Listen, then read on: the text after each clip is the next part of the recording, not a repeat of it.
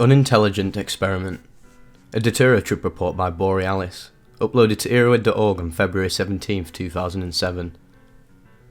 Excuse the long intro, but it serves to show the lack of thought that can go into an experiment like this. Preamble. I was 17 years of age and had heard about a plant which could get you high. That fact, the name, and what it looked like was about the only information I had on Datura, known to me then by its colloquial name of malpit. Typical of my approach to the experiment, mindless, I only registered the name phonetically, and only later clicked that the direct translation of the Afrikaans malpit to English is mad seeds. I live in South Africa, by the way. Also, some half-baked methodology was told to me of having to put the seeds from the pod into the water.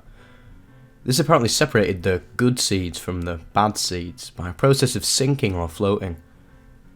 The distinction of bad was understood to mean poisonous.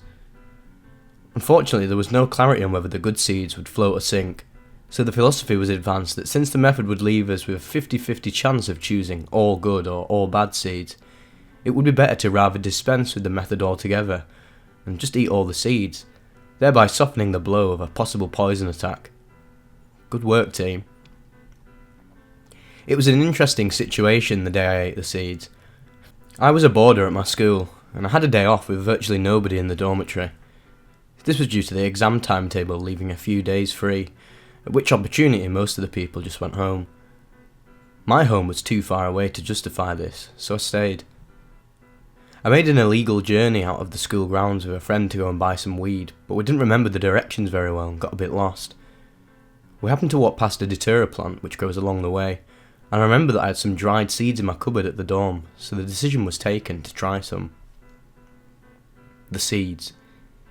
I had half a handful of seeds approximately, on a relatively empty stomach. It was winter. Spent time throwing a large tin's plastic lid as a frisbee in the dorm waiting for the effects with a friend. First effects were a very dry mouth and the off feeling sometimes accompanied with the flu. About 45 minutes in, I decided to walk up to the school to obtain an energy drink and some pie at the canteen. The first mental effects were like being stoned, and I sat on the side of the road leading up to school to enjoy it.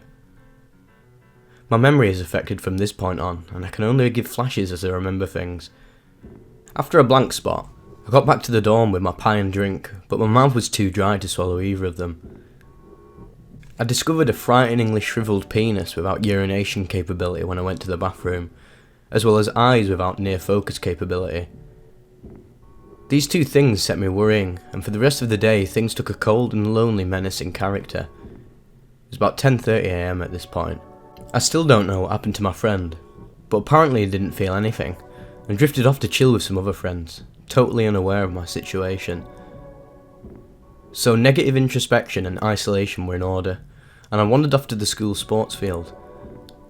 On the way, and whenever I was walking, my foot seemed to slip through an oil patch with a nasty jerk, and I would closely inspect the ground for this oil patch but would not find it. Somehow I registered that because my eyesight was affected by the seeds. Maybe I couldn't see the oil patch. That the oil patch might not be real did not occur to me. And so it was with my hallucinations throughout the day. I would take it for granted that they were real, but if it were proven unreal, it simply added to the negative menacing backdrop to the whole scene. I would rather attempt to find the reality of the hallucinations than admit that something was seriously wrong with my world. The next memory is of a gigantic network of insect populations crawling into and out of a shadow which fell across a painted concrete wall. The image persisted for a long while until a banging noise interrupted my reverie, and I realised I was actually sitting on the grandstand watching people on the sports field. That kind of thing would occur too.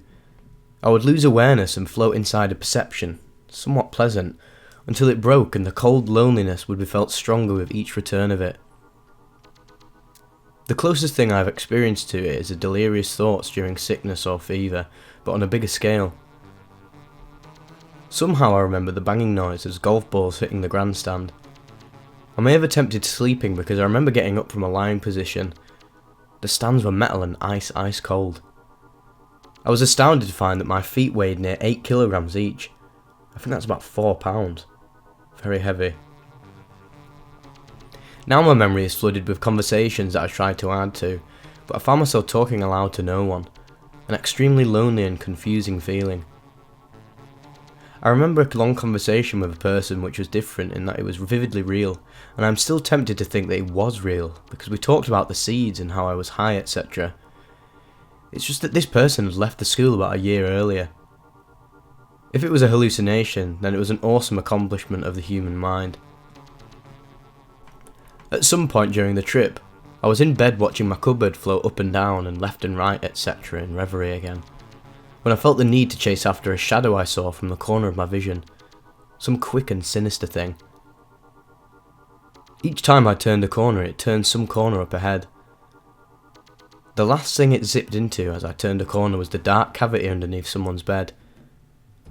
Scared shitless, I got back to my blankets without looking under the bed.